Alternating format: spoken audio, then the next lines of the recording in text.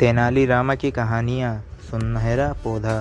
तेनालीराम हर बार अपने दिमाग का इस्तेमाल करके ऐसा कुछ करते थे कि विजयनगर में महाराज कृष्णदेवराय दंग रह जाते थे।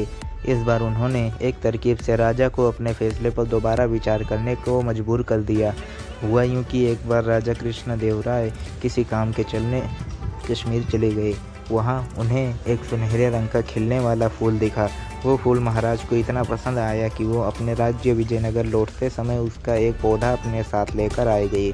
माल पहुँचते ही उन्होंने माली को बुलाया। माली के आते ही महाराज ने उससे कहा, देखो, इस पौधे को हमारे बगीचे में ऐसी जगह लगाना कि मैं इसे अपने कमरे से रोज़ देख सकूं। इसमें सुनहरे रंग के फूल खिलेंगे जो मुझे काफ़ी पसंद है। इस पौधे को काफ़ी ख्याल रखना। अगर इसे कुछ भी हुआ तो मैं तुम्हें प्राणदंड भी मिल सकता है। माली ने सिर हिलाते हुए राजा से पौधा लिया और उनके कमरे से दिखने वाली जगह में उस पौधा लगा दिया।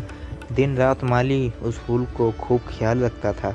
दिन जैसे ही बीतते गए उसमें सुनहरे फूल खिलने लगे। रोज़ राजा उठते ही सबसे पहले उसे देखते और फिर दरबार जाते थे। अगर किसी दिन राजा को महल से बाहर जाना पड़ता था तो उस फूल को न देख पाने के कारण उनका मन दुखी हो जाता था। एक दिन जब राजा सुबह उस फूल को देखने के लिए अपने खिड़की पर आए तो उन्हें वो फूल दिखा ही नहीं। तभी उन्होंने माली को बुलवाया। महाराज ने माली से पूछा, वो पौधा कहाँ गया? मुझे इसके फूल क्यों नहीं दिख रहे हैं? जवाब में माली ने कहा, साहब, उसे कल शाम को मेरी बकरी खा गई। इस बात को सुनते ही उनका गुस्सा 7वें आसमान पर पहुंच गया। उन्होंने सीधे राजमाली को 2 दिन बाद मौत की सज़ा सुनाने का आदेश दे दिया। तभी वहां सैनिक आए और उसे जेल में डाल दिया। माली की पत्नी को जैसे ही इस बारे में पता चला वो दरबार में राजा से फरियाद करने पहुंच गई।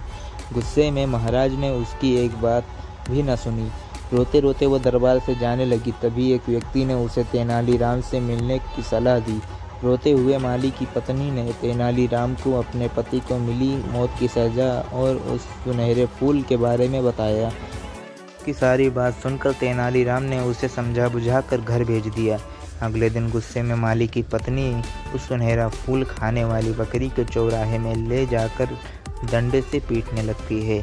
ऐसा करते करते बकरी अधमरी हो गई। विजयनगर राज्य में पशुओं के साथ इस तरह व्यवहार करना मना था। इसे क्रूरता माना जाता था।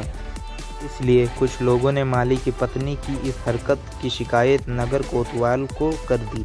सारा मामला जानने के बाद नगर कोतवाल के सिपाहियों को पता चला कि यह सब माली को दंड की वजह से वो गुस्से में कर रही है। यह जानने ही सिपाही इस मामले को दरबार में लेकर गए। महाराज कृष्णराज ने पूछा कि तुम एक जानवर के साथ इतना बुरा व्यवहार कैसे कर सकती हो? ऐसी बकरी जिसके कारण मेरा पूरा घर उजड़ने वाला है, मैं विधवा होने वाली हूँ और मेरे बच्चे अनाथ होने वाले हैं, उस बकरी के साथ मैं कैसा व्यवहार करूँ? महाराज, माली की पत्नी ने जवाब दिया।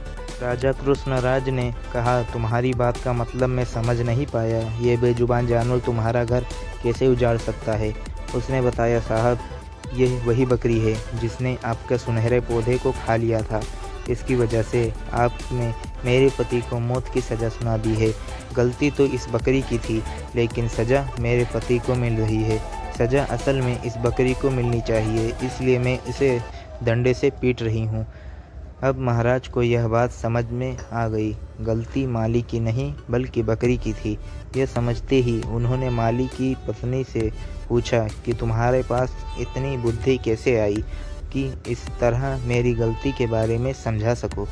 उसने कहा कि महाराज, मुझे रोने के अलावा कुछ भी नहीं सूझ रहा था।